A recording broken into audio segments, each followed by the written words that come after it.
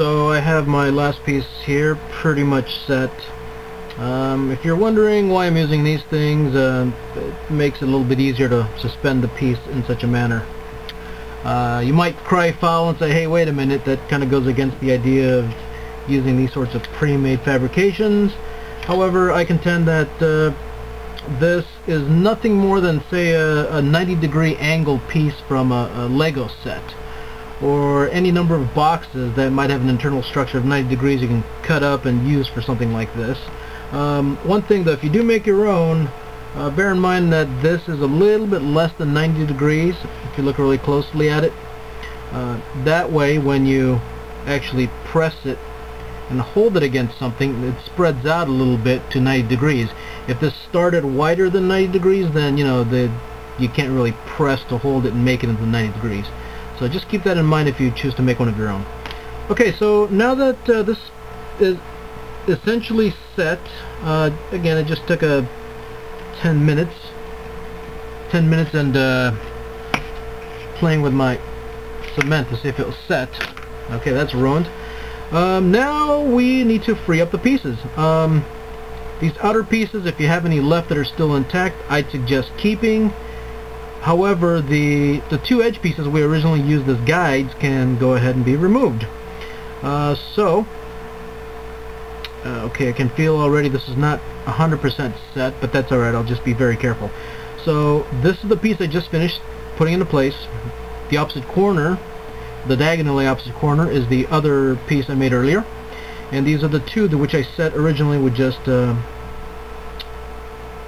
epoxy sculpt.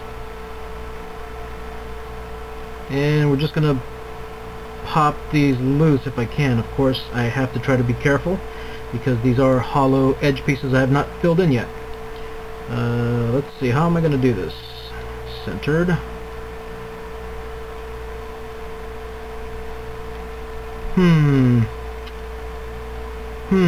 Alright, well, you know what? Forget it. Just gonna pop them loose.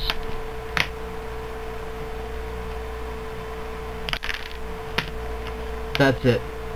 Now it's just a matter of removing this stuff. See, came off pretty easily. This one might be a little bit more difficult. If you're choosing a craft knife to work with, like an X-Acto, I recommend using one with a curved blade like this. The straight point ones are okay too, but the problem is you really can't use a straight point one to get underneath things and wedge them out. You tend to break the tip. Leaves a sharp little piece somewhere. You don't want to deal with that. This, however, has a nice rounded edge which takes up, it stands up to abuse much better. And there you go. Popped it free. These two pieces are now free. Now you have these two pieces which act as your perfect alignment guides. Rotate this into place. Boom. There you go. Perfect. No gaps.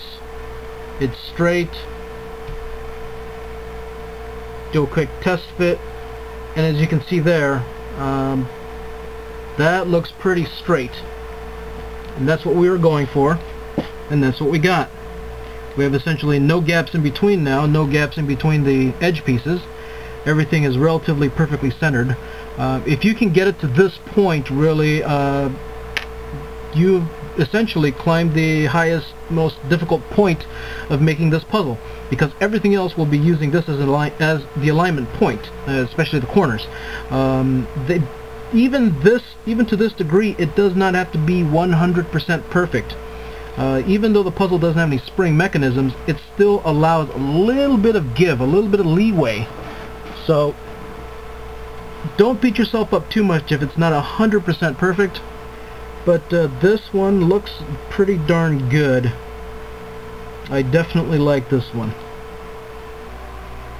Alright, it's getting pretty late now. Actually, it's very late. So I've glued on all four edge pieces now. You can see that the alignment is pretty straight for each one. Essentially no gaps in between.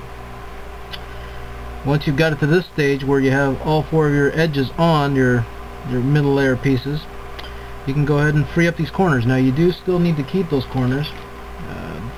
as I said much earlier, there is a second use for them. Let me see how we're doing here. If you glue them on with just a little bit of super glue, they should come undone pretty easily.